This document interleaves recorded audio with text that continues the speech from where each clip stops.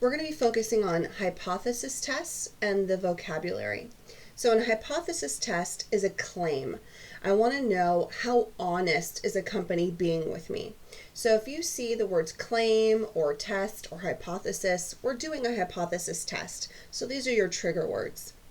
Now, for a hypothesis test, they will give you the parameter. They will tell you what the population percentage is. And they will tell you the p-hat. They will tell you the statistic, which is the sample percentage. In fact, the population is what is going to be our null hypothesis, that HO. Books will label it as the claim.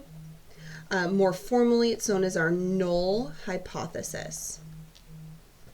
Now, when we look at p-hat, p-hat is going to help us determine our alternative hypothesis.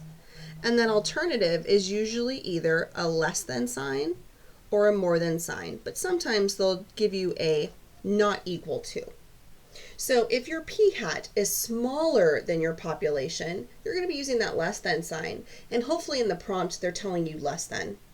If your p-hat is larger than your population, you're most likely testing the larger, and hopefully the prompt will use words like more than or greater than the claim.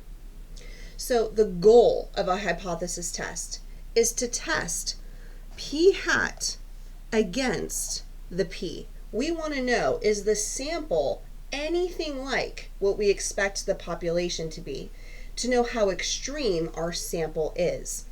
Guys, we want to make sure that the company isn't lying to us. If we walk into that company and we take a sample and we compare it against their claim and it doesn't look right, then we know something isn't going down correctly. They're either lying to us or that sample is super extreme.